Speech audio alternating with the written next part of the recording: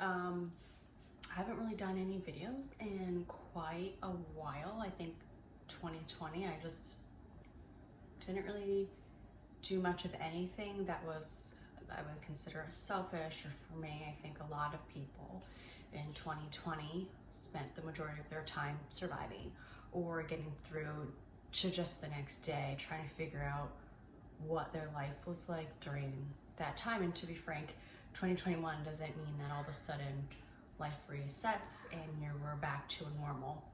We're still kind of in that fight or flight sort of headspace.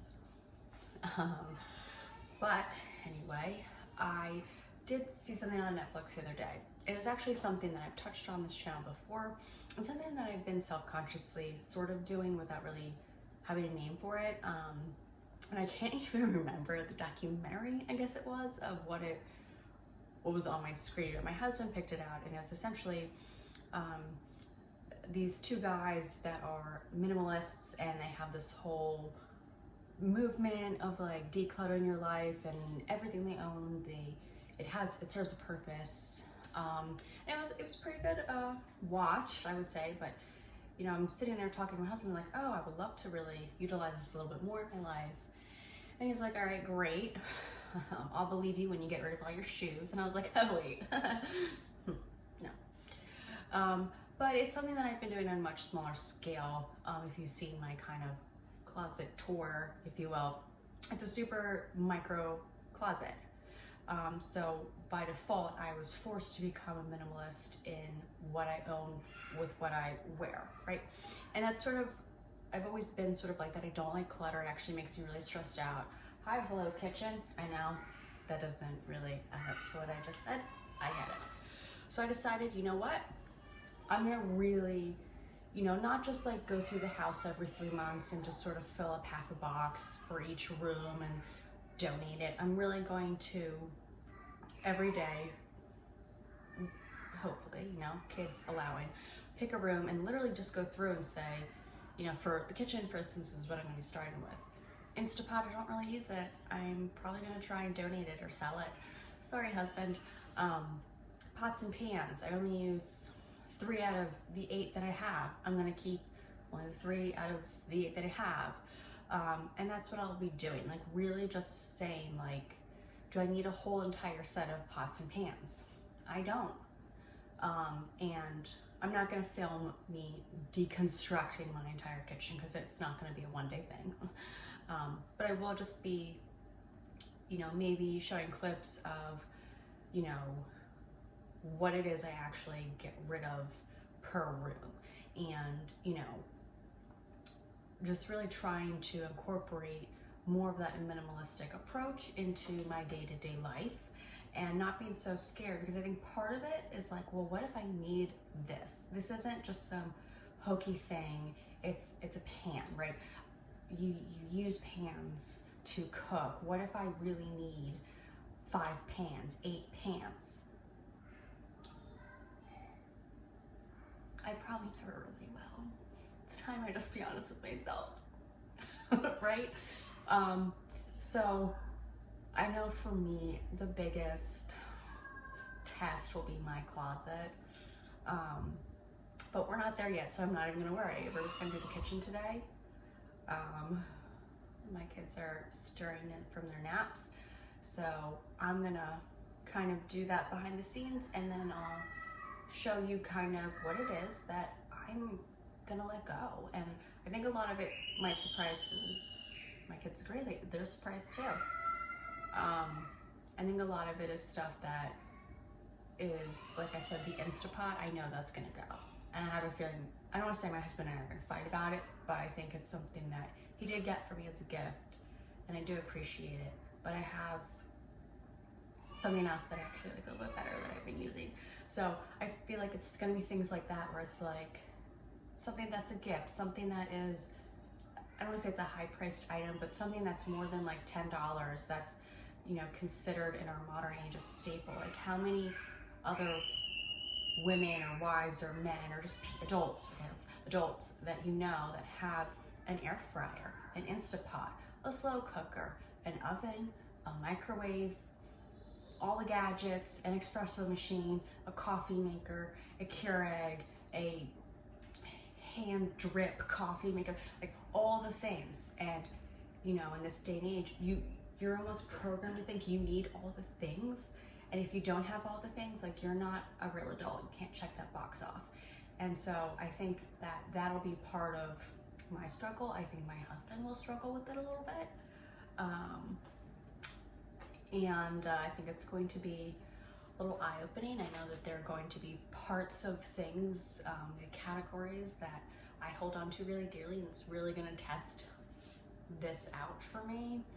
But I think it's needed, and I'm excited for it, because again, I actually get really anxious over clutter. And you know, one of my best girlfriends that is like a sister to me, you know, we always joke about this, that I actually love throwing things out. But the reality is I love certain categories of throwing things out. Like my kids' toys, I go through their toys every 3 months. If there's something that they're really not playing with, we put it in a box and we donate it every 3 months.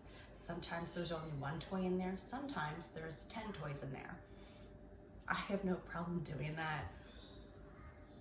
But it's definitely gonna be a struggle for me to let go of like clothes, or, because to me, it's not just clothes, I love fashion, so it's more like, it equates more to art to me. I'm going on a tangent, I'm aware. But I think, anyway, this is a process that I'm excited to do, a little nervous, but something that I've also sort of been like practicing on my own, and I think it's time to kind of level up. So we're gonna do that.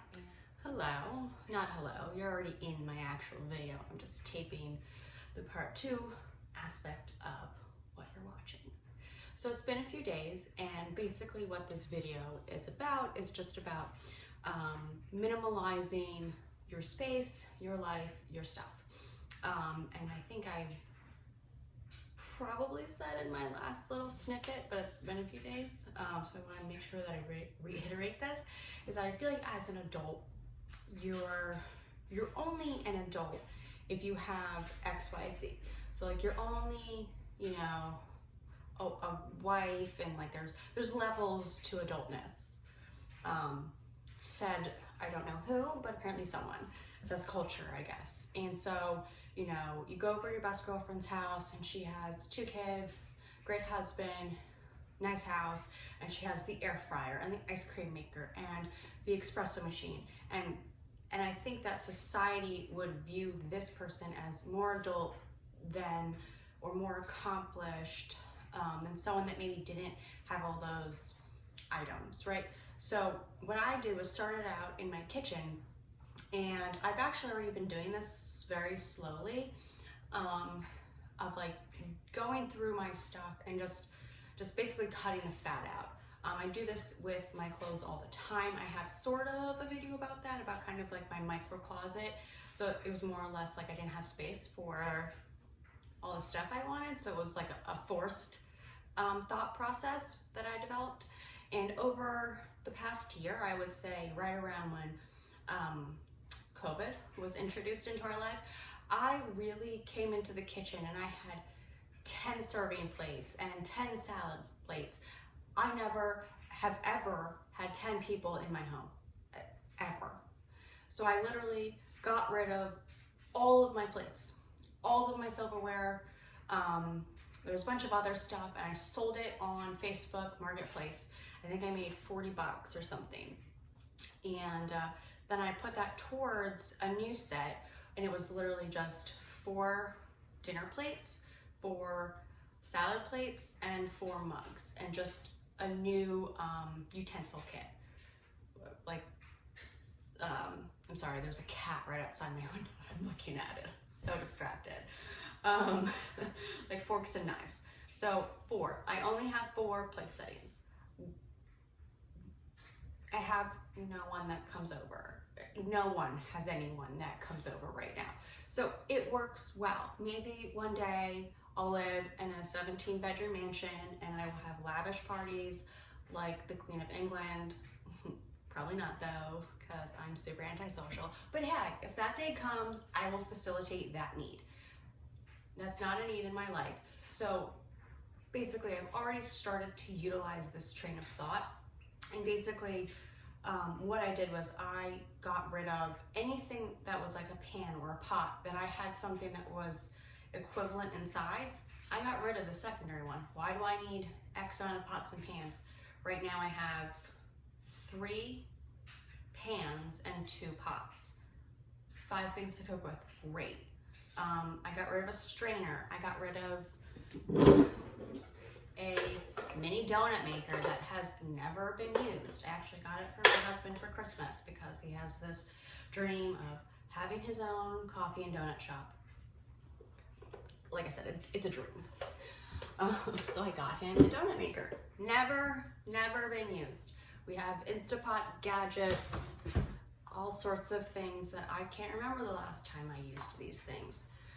Cooking books, different, bowls, different serving bowls, different decorational bowls. I have, which these are actually fun. I'm off camera here. Let me make sure I say this right.